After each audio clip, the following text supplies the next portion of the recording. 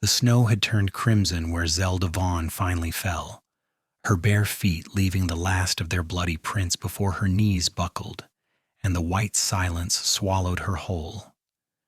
She had been walking since the previous sunset, stumbling through the mountain pass that led away from Silver Creek and toward anything that was not the burning wreckage of her life.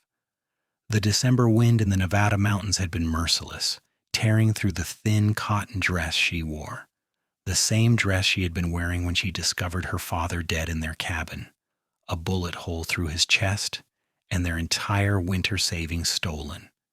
The men who killed him had been long gone by the time she returned from gathering firewood, and she knew with terrible certainty that they would come back to eliminate the only witness who might identify them. So she ran, with nothing but terror propelling her forward through the night, through the snow that had begun falling just after midnight, through cold so profound it felt like drowning. Her last conscious thought was that at least the snow would cover her, would hide her body until spring, and perhaps that was a kind of mercy. She did not hear the horse approaching through the pre-dawn darkness, did not see the rider who pulled his mount to a halt and sat staring at the strange crimson trail that appeared in his lantern light like a trail of rubies across fresh snow. Garrett Young had been riding back to his ranch after spending 2 days tracking a mountain lion that had killed 3 of his cattle when he spotted the blood. His first thought was that he had finally found the cat, wounded and dying. But as he followed the trail with growing unease, he realized the prints were human, small and bare, staggering in their pattern.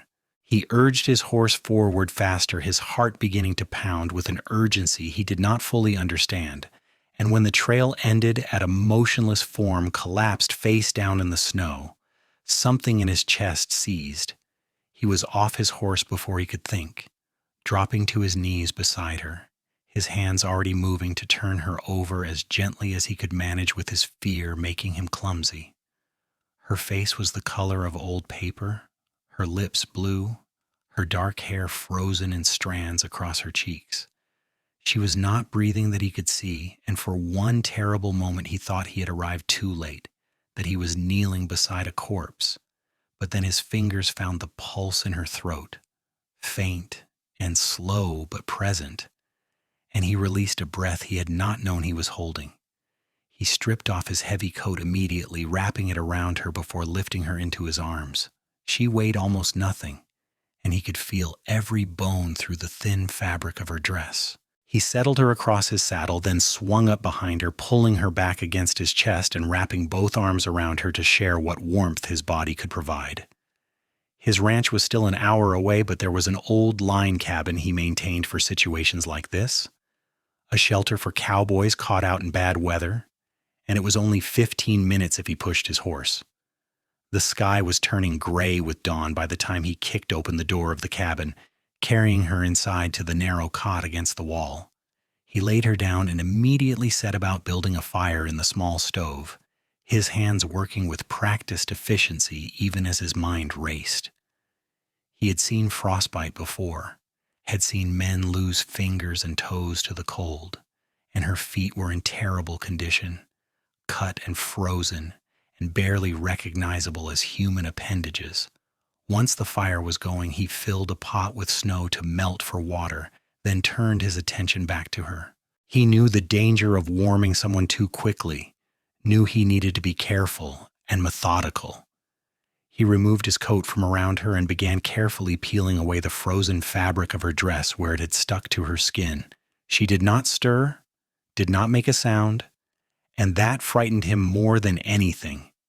He covered her with every blanket he could find in the cabin, tucking them around her carefully, then sat beside the cot and began the slow process of warming her hands between his own, rubbing gently, breathing warm air across her fingers. He had no idea who she was or what had driven her into the mountains in the middle of winter with no shoes and no coat. The dress she wore was decent quality, not the kind of thing a soiled dove would wear, and she looked young, maybe 22 or 23, with fine features and long, dark lashes against her pale cheeks. There was dried blood on her dress, but he could find no wound on her body, which meant the blood belonged to someone else. The story written on her spoke of violence and desperation, and Garrett felt a surge of protective fury toward whoever had put her in this situation. The water in the pot began to steam, and he used some of it to make weak tea, then lifted her head carefully and tried to get some of the warm liquid between her lips. Most of it ran down her chin, but he saw her throat move slightly, saw her swallow, and felt a fierce satisfaction at that small sign of life. He kept at it, patient and determined, until he had gotten perhaps half a cup into her, then laid her head back down and turned his attention to her feet. They were a mess of torn flesh and ice, and he spent the better part of an hour carefully cleaning them with warm water, removing debris and wrapping them in strips of cloth torn from his spare shirt. He was no doctor, but he had done field medicine enough times to know the basics, and he worked with focused concentration, talking to her in a low voice even though she could not hear him, saying anything that came to mind just to fill the terrible silence. The sun was fully up by the time he finished, pale winter light filtering through the cabin's single window. He made himself coffee and forced down some of the jerky from his saddlebag. Though he had no appetite, his attention constantly returning to the still figure on the cot. He pulled a chair close to her and sat down to wait, feeding the fire periodically, checking her pulse, watching the color slowly, infinitely slowly, begin to return to her face. It was midday when her eyelids finally fluttered, and Garrett leaned forward immediately, his hand moving to her shoulder.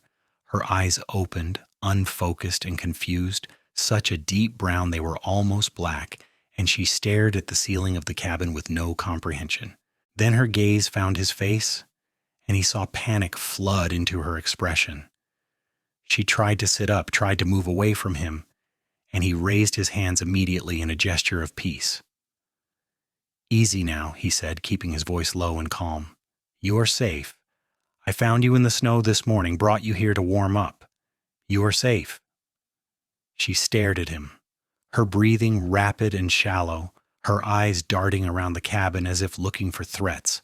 He could see her taking in the fire, the blankets covering her, the bandages on her feet, and slowly, gradually the panic began to recede, replaced by exhaustion and pain. "Where?" she started, her voice barely a whisper, rough and cracked. "Where am I?"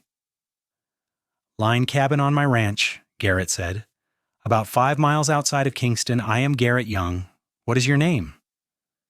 She closed her eyes, and he saw tears leak from beneath her lashes. "Zelda," she whispered. "Zelda Vaughn." "Zelda," he repeated, and something about saying her name made her more real, made the fierce protectiveness he felt more concrete. "What happened to you? Who hurt you?" She turned her face away from him, fresh tears spilling down her cheeks. "My father," she said, her voice breaking. "They killed my father, shot him, took everything we had. I ran. I just ran. I did not know where I was going. I just knew I could not stay there." Garrett felt anger kindle in his chest, hot and sharp. "Where did this happen? When?" "Silver Creek," she said, still not looking at him. "Yesterday evening. I found him when I came back from gathering wood. The cabin was torn apart, and he was just lying there with his eyes open, and I could not make him wake up." Her voice had gone flat, shock settling in now that she was saying it aloud, making it real. "Did you see who did it? Could you identify them?" "No," she whispered, "but they took everything. All our savings, all the money from selling our cattle this fall. It was supposed to get us through the winter. Now there is nothing, and he is gone, and I do not know what to do." Garrett reached out slowly and laid his hand over hers where it rested on top of the blankets. She flinched, but did not pull away, and he took that as permission to keep his hand there, warm and steady. "First thing you do is rest and heal," he said firmly. "Then we will figure out the next steps. But you are not alone in this, you understand? I will help you." She turned her head to look at him again, her dark eyes searching his face, as if trying to determine whether he was real or some fever dream. "Why?" she asked simply. "You do not know me. Why would you help me? He considered the question, considered all the easy lies he could tell, but something in her exhausted honesty demanded the truth. Because I found you, he said. Because you were lying in the snow dying, and I cannot just walk away from that. Because my mother raised me to believe that when you have the power to help someone, you do it, no questions asked. He paused, then added more quietly, and because nobody should have to face what you are facing alone. She studied him for a long moment, and he let her look, let her see whatever she needed to see. He was 28 years old, tall and lean from years of ranch work, with dark blonde hair that needed cutting and gray eyes that his mother had always said saw too much. He had a scar through his left eyebrow from a childhood accident with a barn door, and his hands were calloused and rough, the hands of a man who worked for his living. He was not handsome in any conventional sense, but his face was honest, and he could see the moment she decided to trust him, at least provisionally. "Thank you," she said, so quietly he almost missed it. "For finding me, for not leaving me there." "No thanks needed," Garrett said gruffly, uncomfortable with gratitude for something that had required no thought, only instinct. "Are you hungry? I have jerky and some hardtack, nothing fancy, but you need to eat something." She started to nod, then gasped, her face contorting with pain. "My feet," she said, her voice tight. "Frostbite," Garrett said gently, "and they are torn up pretty badly from walking. I cleaned them as best I could, but you are going to need proper medical attention. As soon as you are strong enough to travel, I will take you back to the ranch, and we will send for the doctor from Kingston." "I do not have money for a doctor," she said, and he could hear the shame in her voice, the humiliation of being helpless and dependent. "Do not worry about that," Garrett said firmly. "We will work it out. Right now, you just focus on getting better." He could see her wanting to argue, to protest, but she was too weak and in too much pain, so she simply closed her eyes and nodded. He fed her small pieces of jerky softened in warm tea, patient as she managed a few bites before exhaustion claimed her again, and she drifted back into sleep. He sat beside her through the afternoon, watching the even rise and fall of her breathing, feeling something shift in his chest that he could not quite name. He had built a good life for himself over the past 6 years since buying his ranch. It was not a large spread, just 200 acres of grazing land and a modest herd, but it was his, earned with his own sweat and blood and determination. He had a small crew of reliable hands who worked for him, men he trusted, and he had been content with his solitary existence, filling his days with hard work and his evenings with books borrowed from the lending library in Kingston. He had never been the type to seek out company for its own sake, had never felt the lack of a wife the way some men seemed to, but looking at Zelda sleeping on the cot, vulnerable and hurt and alone in the world, he felt something stir that might have been loneliness, or might have been recognition of a matching wound. As the sun began to set, painting the snow outside orange and pink, Garrett made a decision. She could not go back to Silver Creek, not with her father dead and no one to protect her. She had no money, no resources, no family that she had mentioned. She needed time to heal and to grieve, and she needed a safe place to do both. His ranch had a guest room that had been empty since his mother died 3 years ago, and Mrs. Chen, the widow who did his cooking and cleaning twice a week, would be happy for the extra work of looking after a patient. It made sense, perfect, logical sense. And if there was something more than logic driving his decision, something that had to do with the way her hand had felt under his and the fierce protectiveness that had seized him when he first saw her collapsed in the snow, well, he did not need to examine that too closely just yet. He fed the fire high before settling into the chair for the night, his rifle across his lap out of habit, though he did not expect trouble this far from civilization. Zelda slept fitfully, whimpering occasionally with pain or nightmare, and each time she made a sound, Garrett was instantly alert, murmuring reassurance even when she did not wake. It was a long night, but he had sat longer vigils, and there was something almost peaceful about the quiet cabin, the crackling fire, the presence of another person breathing in the darkness. Dawn came cold and clear, and Zelda woke with it, her eyes clearer than they had been the day before. Garrett made her more tea and managed to get her to eat some hardtack soaked soft, and they did not talk much, but there was a companionable quality to the silence. When the sun was fully up and he judged her strong enough to travel, he wrapped her carefully in blankets and carried her out to his horse. She tensed when he lifted her but did not protest, and he was grateful for her trust, however tentative it might be. The ride back to his ranch took nearly 2 hours, going slowly to avoid jostling her too much, and by the time they arrived, Zelda was gray with pain and exhaustion. Garrett's foreman, a grizzled man in his 50s named Pete, came out of the barn when he heard the horse and stopped short at the sight of his boss carrying a woman wrapped in blankets. "Pete, send someone to Kingston for Doc Morrison Gifurina," Garrett called. "Tell him it is urgent, frostbite and exposure." Pete nodded once, his weathered face showing no surprise, and headed for the barn to saddle a fresh horse. Garrett carried Zelda into the house, into the guest room that had been his mother's before she died, and laid her carefully on the bed. The room was cold from disuse, but he had a fire going in the stove within minutes, and then he left her to rest while he went to start water heating for a proper bath. She would need one, but that would have to wait until after the doctor had examined her. Doc Morrison arrived late that afternoon, a portly man with gentle hands and sharp eyes. He spent an hour with Zelda behind the closed door of the guest room while Garrett paced in the kitchen, drinking coffee he did not want and trying to ignore the knot of anxiety in his stomach. When the doctor finally emerged, his expression was serious but not grave. "She will live," he said bluntly, accepting the coffee Garrett poured for him. "The frostbite is not as bad as it could have been thanks to your quick action. She will likely lose a couple of toenails, and the cuts on her feet will take time to heal. But I do not think there will be permanent damage if she stays off them for the next few weeks. The bigger concern is the shock and the malnutrition. She is severely underweight, and she has been through a terrible trauma. She needs rest, good food, and time to recover mentally as well as physically." Garrett nodded, absorbing this. "She can stay here as long as she needs to," he said. "I will make sure she has everything she requires." Doc Morrison gave him a long, measuring look. "That is generous of you, Young. What is she to you?"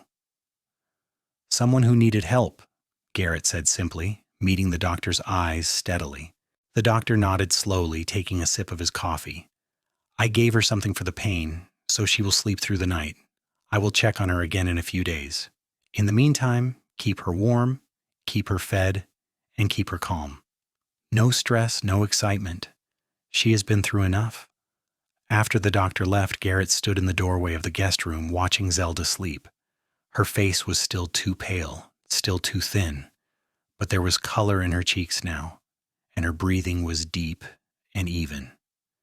He closed the door quietly and went to find Pete to explain the situation and make arrangements.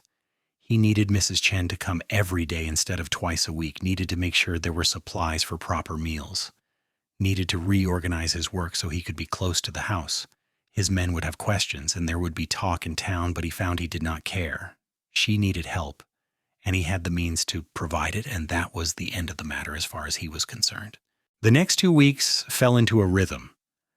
Garrett worked close to the house each day, checking on Zelda frequently, bringing her meals, sitting with her in the evenings when the pain kept her from sleeping.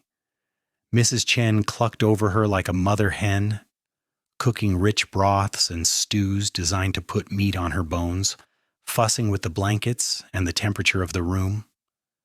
Zelda was quiet, still locked in her grief, but she was eating and her color was improving, and Garrett counted that as progress. They talked sometimes in the evenings when the house was quiet and the fire burned low. She told him about her father, about growing up in Silver Creek, about her mother, who had died when Zelda was 12. She had been helping her father run their small ranch for 10 years, doing the work of a son since she was the only child they had, and she spoke of those years with a fierce pride that made Garrett respect her even more.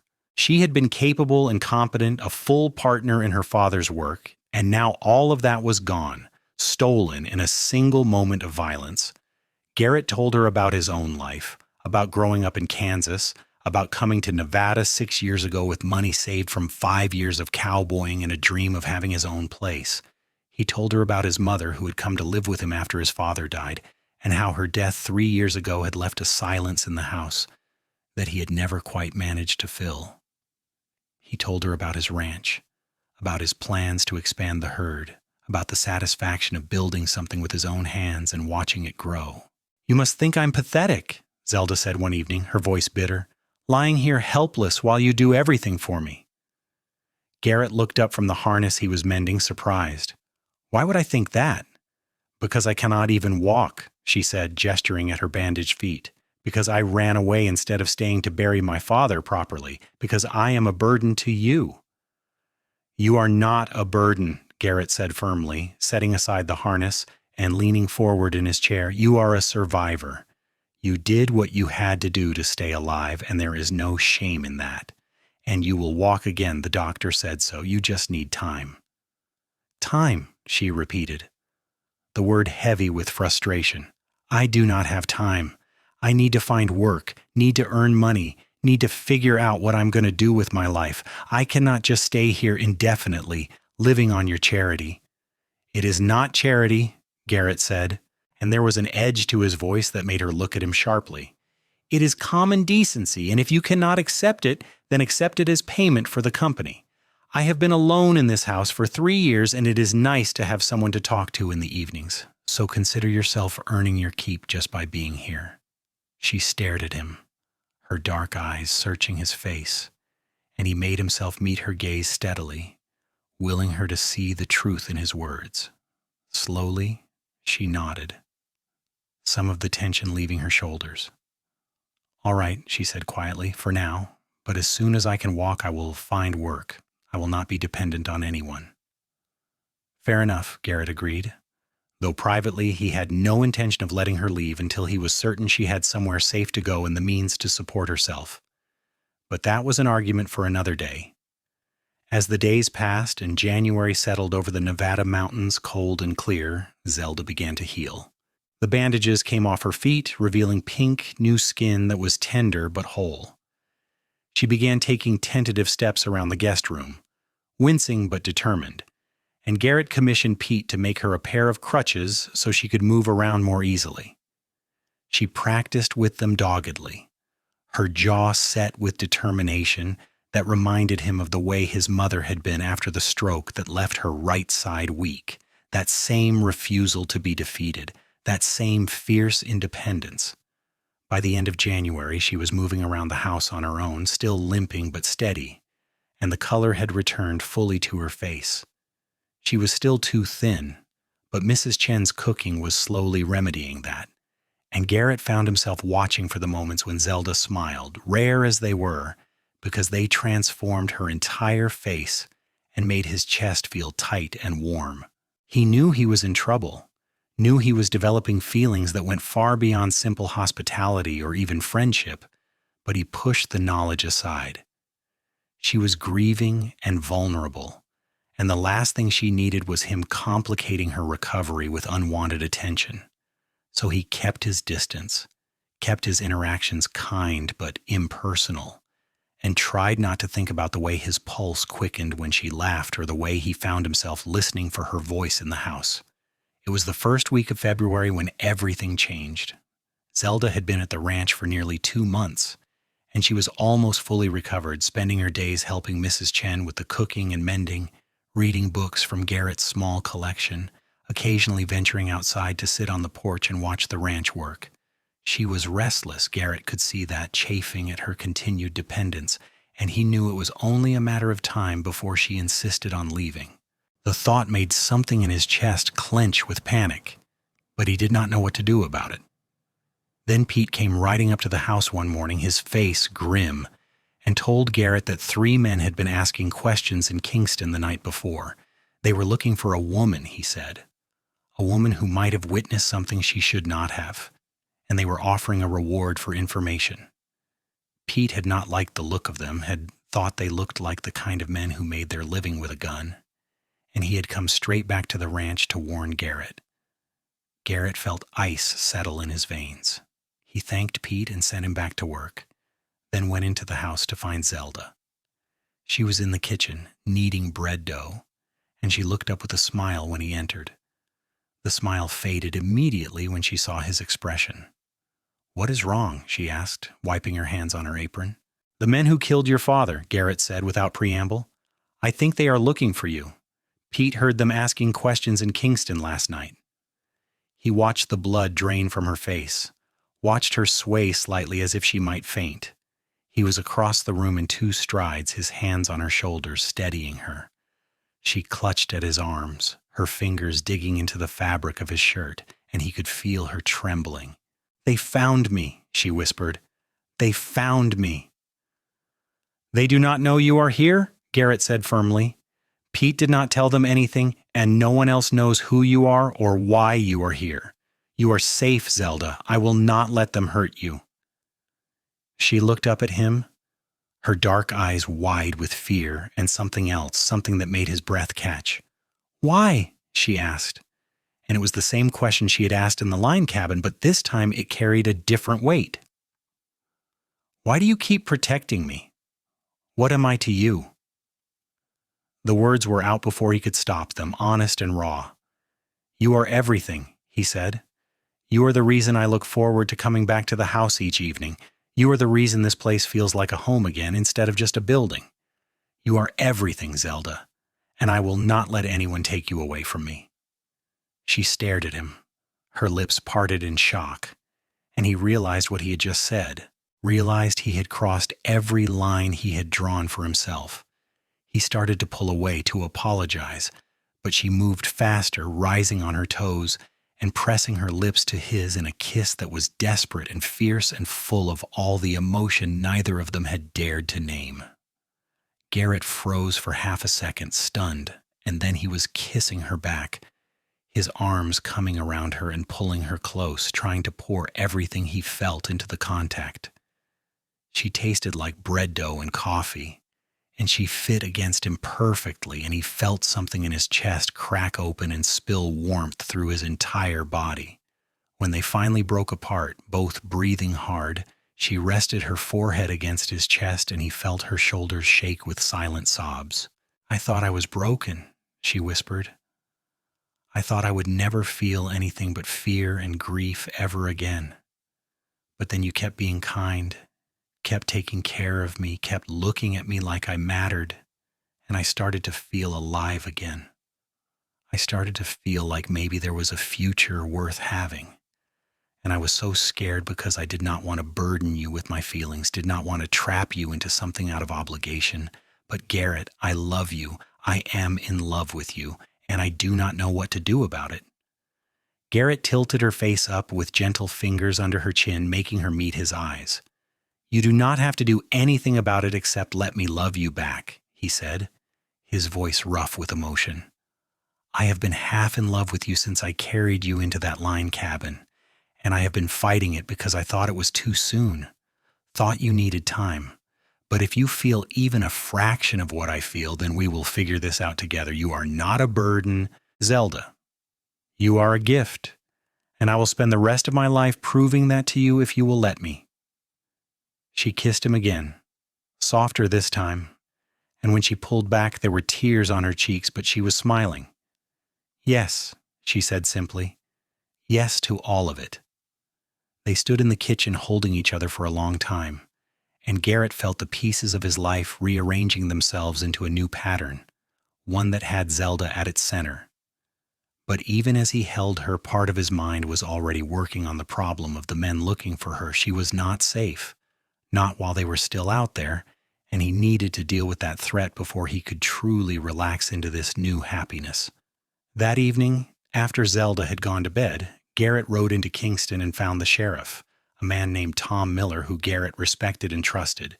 He told Miller the whole story, from finding Zelda in the snow to the men asking questions, and Miller listened with his characteristic thoroughness, asking occasional questions but mostly just absorbing the information. "I know who they are," Miller said when Garrett finished. "The Dalton brothers, Jake and Frank, and their cousin Roy. They have been working the mining camps, robbing payrolls and individual miners. We have wanted them for months, but they keep moving, never staying in one place long enough to get caught. If they killed Zelda Vaughn's father and she can identify them, her testimony could be enough to hang them. Then we need to catch them, Garrett said flatly, because she is not safe as long as they are out there looking for her. Miller nodded slowly. If they think she is in the area, they will probably try to search the ranches around Kingston. They will not do it openly, but they will be watching, looking for a sign of her. We could use that. They talked late into the night, hammering out a plan. It was risky, and Garrett did not like any part of it that involved using Zelda as bait, but Miller was right that it might be their best chance to draw the Daltons out. In the end, Garrett agreed, but only with extensive safeguards in place. He would not let her be endangered, not for anything. When he rode back to the ranch in the early morning hours, the sky just beginning to lighten with dawn, he found Zelda waiting for him on the porch, wrapped in one of his coats. She stood when she saw him, and he could read the worry in every line of her body. "I could not sleep," she said. "I kept thinking about you riding into town, about those men maybe seeing you, maybe following you back here. I was terrified." Garrett dismounted and went to her, pulling her into his arms. "I am fine, he is her," he said. "And I talked to the sheriff. We have a plan to catch them, but I need to talk to you about it because it involves you." They went inside and he laid out the plan, watching her face as he explained. The idea was simple enough. Let word slip in town that Garrett had taken in a woman matching Zelda's description, then wait for the Daltons to come investigate. The ranch would be watched by deputies hiding in the barn and bunkhouse, ready to move in as soon as the men revealed themselves. Zelda would stay in the house, safe and protected, while Garrett drew them out. "No," she said flatly when he finished. "I am not hiding in the house while you put yourself in danger for me. If this is going to work, they need to see me, need to confirm that I am here. Otherwise, they will suspect a trap." "Absolutely not," Garrett said, his voice hard. "I will not dangle you in front of them like bait. It is too dangerous." "It is my risk to take," Zelda said, and her voice matched his for determination. "They killed my father, Garrett. They destroyed my life. I want to see them face justice, and if that means I have to be visible to draw them out, then that is what I will do. I trust you to keep me safe." They argued about it for an hour, but in the end, Zelda's logic won out. She was right that the Daltons would be suspicious if she was not visible, right that they needed to confirm her presence before they would act. Garrett hated it with every fiber of his being, but he agreed, and they sent word to Sheriff Miller that they were ready to proceed. The trap was set over the next 3 days. Garrett made a point of going into Kingston and letting slip to the bartender at the saloon that he had taken in a woman from Silver Creek who had been running from some kind of trouble. He described Zelda just vaguely enough to be believable, and he knew the information would spread through town within hours. Then he went back to the ranch and waited, his rifle always close, his eyes constantly scanning the approaches to the house. Sheriff Miller and 3 deputies moved into position on the second night, hiding in the barn with clear sightlines to the house. Garrett had sent Pete and the rest of his hands into town with orders to stay there until he sent word, not wanting any innocent bystanders caught in potential crossfire. The ranch felt empty and exposed with just him and Zelda and the hidden lawman, and Garrett slept in snatches, waking at every sound. The Daltons came on the 3rd night, as Garrett had known they would. He was sitting in the parlor with Zelda when he heard the soft sounds of horses approaching, moving slowly and carefully. He met Zelda's eyes across the room and saw his own tension reflected there, but also saw her courage, her determination. He stood and moved to the window, positioning himself so he could see out without being easily visible from outside. There were 3 of them, just as Miller had said, dismounting 100 yards from the house and approaching on foot. They were moving cautiously, spreading out to come at the house from different angles, and Garrett felt his muscles tense with readiness. He moved away from the window and positioned himself near the door, his rifle in his hands, knowing that Miller and the deputies would be watching, waiting for the right moment. The knock, when it came, was almost polite. Garrett waited a beat, then called out, "Who is there?" Travelers looking for a place to stay the night, a voice answered, rough and insincere. Saw your light from the road. Ranch house is full, Garrett called back. Bunkhouse is empty if you need shelter. There was a pause, then, we would be grateful for the hospitality. Maybe your woman could spare some coffee before we bed down. So they knew she was here, or at least suspected strongly enough to probe. Garrett glanced at Zelda, saw her standing frozen in the center of the room, and made a decision. He opened the door, his rifle held casually but ready, and looked at the three men standing on his porch. They were rough-looking, unshaven and dirty from travel, and the way their hands hovered near their guns told him everything he needed to know about their intentions. Coffee is on the stove, he said evenly. You can water your horses at the trough. The man in the center, the one who had spoken, was studying Garrett with cold calculation. That is kind of you, he said. We heard in town you took in a woman from Silver Creek. That true? Might be, Garrett said, his tone neutral. What business is it of yours? We are looking for someone, the man said. Young woman, dark hair, would have come through here about 2 months ago. There is money in it if you can help us find her. Money for what? Garrett asked. What do you want with her? The man smiled, and it was not a pleasant expression. Let us just say she saw something she should not have, and we need to make sure she does not talk to the wrong people. If you are harboring her, mister, you are making a bad mistake. Hand her over, and we will make it worth your while. Refuse, and, well, things could get unpleasant. Garrett felt rage surge through him, cold and controlled. I think you need to leave my property, he said quietly. Right now. The man's smile widened, and his hand moved toward his gun. That was when Sheriff Miller's voice rang out from the darkness of the barn, loud and authoritative. Dalton, you and your boys are under arrest. You are surrounded. Put your hands up now. Everything happened fast after that.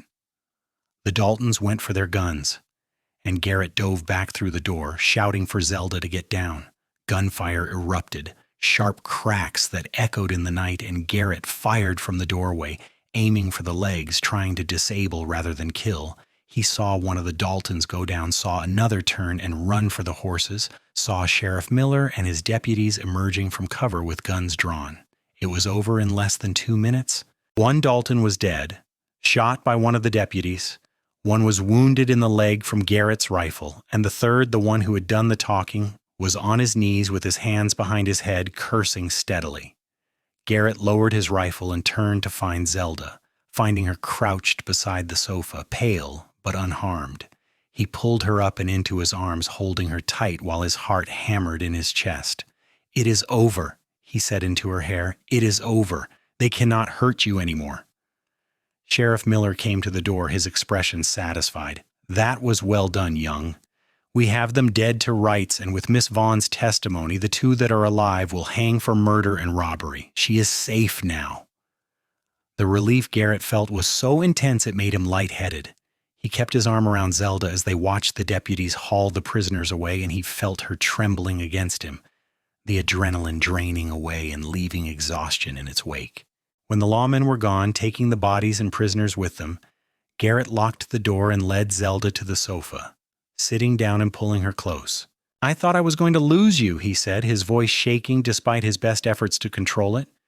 When they went for their guns, I thought I had made the worst mistake of my life, bringing you into danger like that. You did not bring me into danger, Zelda said firmly, tilting her head back to look at him. I was already in danger. You kept me safe.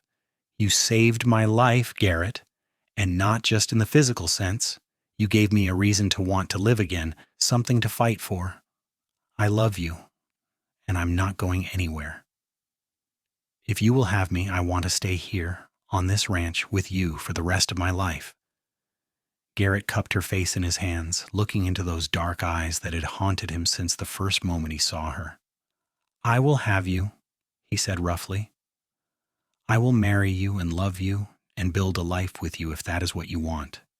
I know it has not been long. No people will talk, but I do not care about any of that. I just know that I want you by my side. Now and always. "Then that is what we will do," Zelda said, and she smiled, a real smile, full of joy and hope, and the kind of happiness that Garrett had thought he might never see on her face. She kissed him, and he kissed her back, and for a long time they sat in the quiet house, holding each other and letting the reality of their survival and their love settle into their bones. They were married 3 weeks later, in a simple ceremony in the Kingston church with Sheriff Miller and Mrs. Chen as witnesses. Zelda wore a dress that Mrs. Chen had helped her sew, pale blue with white lace at the collar, and she had flowers from the ranch house garden in her hair. Garrett wore his best suit, the one he had bought for his mother's funeral and never worn since, and he thought he had never seen anything as beautiful as Zelda walking toward him down the church aisle. The pastor was an elderly man who had known Garrett's mother and approved of the match despite its speed. He performed the ceremony with quiet dignity, and when he pronounced them man and wife and Garrett kissed his bride, he felt a sense of completeness that he had never experienced before. This was what he had been missing, what the silence in his house had been mourning. This partnership, this love, this sense of coming home to another person. They had a small celebration at the ranch with Pete and the other hands and a few neighbors who had become friends over the years. Mrs. Chen made a feast, and there was music and dancing, and Zelda laughed more than Garrett had ever heard her laugh, her face glowing with happiness. When the guests finally left and they were alone, Garrett carried her over the threshold of their bedroom, and they came together with a passion and tenderness that left them both breathless and clinging to each other in the darkness. "I love you," Zelda whispered in the quiet afterward, her head on his chest, her hand over his heart. "I love you so much it frightens me sometimes.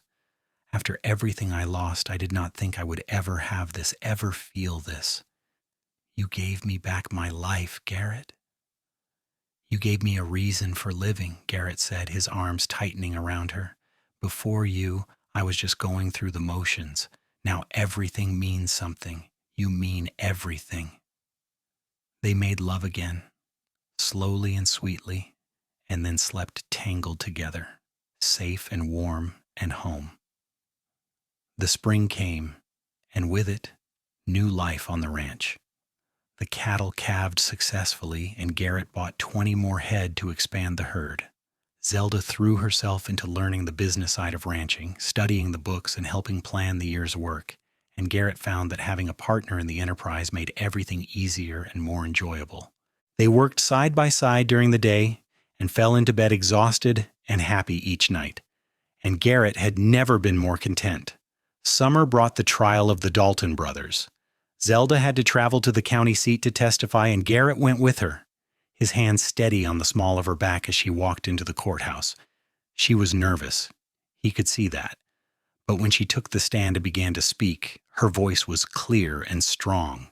She told the story of finding her father's body, described the men she had glimpsed leaving the area, identified Frank Dalton from the other night at the ranch. Her testimony was devastating, and combined with the evidence Sheriff Miller had gathered, it sealed the brothers' fate. They were convicted of murder and sentenced to hang, and Zelda watched the verdict delivered with dry eyes and a straight back, finally seeing justice for her father's death. On the ride back to the ranch, she cried, and Garrett held her while she sobbed out her grief and relief and exhaustion. "It does not bring him back," she said, her voice muffled against his shirt. "But at least they cannot hurt anyone else. At least there is that." "There is that," Garrett agreed, stroking her hair. "And there is us, and the life we are building, and the future we have ahead of us. Your father would have wanted that for you, Zelda. He would have wanted you to be happy." "I am happy," she said, pulling back to look at him, her eyes red but clear. "I am so happy, Garrett. Some days I wake up and cannot believe this is my life, that I get to have you and this ranch and this second chance. I will spend the rest of my life being grateful for the morning you found me in the snow." They stopped at a small hotel for the night before continuing home, and they made love with an urgency and intensity that spoke to how close they had come to losing each other, how precious their time together was. Afterward, as they lay in the darkness listening to the sounds of the town settling for the night, Zelda spoke into the silence. "I want to have a baby," she said. "I want to fill that house with children and noise and life. I want to build something permanent, something that honors my father's memory and your mother's memory and proves that love can survive even the worst circumstances." Garrett felt his throat tighten with emotion. "I want that too," he said roughly. "I want it all with you, Zelda, every bit of it." They returned to the ranch the next day, and life continued its rhythm. Fall came with its hard work of preparing for winter, and Zelda discovered she was pregnant in early October.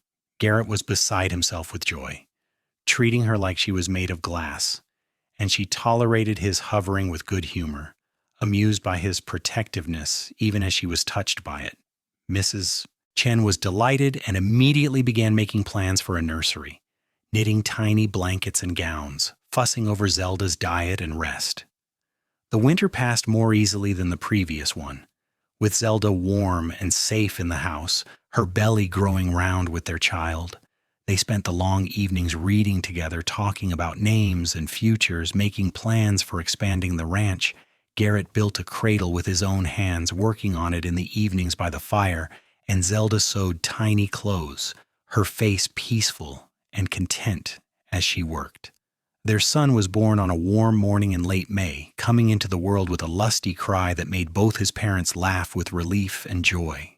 They named him Garrett Young, and he had his mother's dark hair and his father's gray eyes, and Garrett thought he had never seen anything so perfect as his wife holding their child, both of them healthy and alive in his. "He is beautiful," Zelda whispered, tears streaming down her face as she looked down at the baby in her arms. "He is so beautiful, Garrett." "Like his mother," Garrett said, his own voice thick with emotion. He sat on the edge of the bed and put his arm around his wife, looking down at his son, and felt a sense of overwhelming gratitude for the strange path that had brought them together. If someone had told him 2 years ago that he would find his wife collapsed in the snow, that he would fall in love with a woman he rescued and build a family with her, he would never have believed it. But here they were, the three of them, a family forged in hardship and sealed with love. Grant was a happy baby, easygoing and curious, and he brought even more joy to the ranch. The hands spoiled him shamelessly, and Mrs. Chen treated him like a grandson, and Garrett and Zelda learned the exhausting, exhilarating reality of parenthood together. They were tired constantly, but they were also happier than they had ever been, finding joy in small moments and marveling at the miracle of their son. 2 years later, their daughter was born, a tiny thing with her father's blonde hair and her mother's fierce determination. They named her Grace, and she completed their family in a way that felt perfect and right. Grant was a devoted big brother, protective and gentle, and Garrett watched his children grow with a sense of profound contentment. The ranch prospered over the years. Garrett expanded the operation slowly and carefully, adding more land and more cattle, building a solid reputation for quality stock and fair dealing. Zelda proved to have a talent for business, managing the accounts and negotiating sales with skill that impressed even the most hardened buyers. They became partners in every sense of the word, building their enterprise together, raising their children together, facing the challenges of ranch life side by side. When Grant was 5 and Grace was 3, Zelda told Garrett she was pregnant again, and this time twins arrived the following spring, 2 boys they named George and Gabriel. The house was chaotic and loud and full of life, exactly as Zelda had wanted. And Garrett thrived in the noise and energy, loving every moment of fatherhood, even when he was exhausted and overwhelmed. The years passed, marked by the rhythms of ranch life and the milestones of their children growing. Grant grew tall and strong, taking after his father in his love of the land and his steady, reliable nature. Grace was fierce and independent, learning to ride before she could properly read, helping her mother with the business side of the ranch from a young age. The twins were inseparable, always into some mischief, keeping their parents on their toes and filling the house with laughter. On their 10th wedding anniversary, Garrett took Zelda back to the line cabin where he had first brought her, now weathered and worn, but still standing. They left the children with Mrs. Chen for the night and rode up into the mountains together. And as they sat by the fire in the cabin where their story had really begun, they talked about everything they had built together. "Do you ever think about that night?" Garrett asked, his arm around her shoulders as they watched the flames dance. "The night I found you?" "Every day," Zelda said quietly. "I think about how close I came to dying, how easily I could have just disappeared into the snow and never been found. And then I think about how you refused to let that happen, how you fought for me before you even knew me. You saved my life in every way a person can be saved, Garrett. You gave me love and a home and a family and a purpose. You gave me everything." "You did the same for me," Garrett said, pressing a kiss to her temple. "I was half alive before you, just going through the motions. You brought color and meaning and joy to my life. You gave me a reason to come home every night, a reason to build something lasting. I love you more now than I did the day we married, and I will love you more with every year that passes." They made love in the cabin, tender and passionate, and afterward they lay together on the narrow cot, wrapped in blankets, listening to the wind in the pines outside.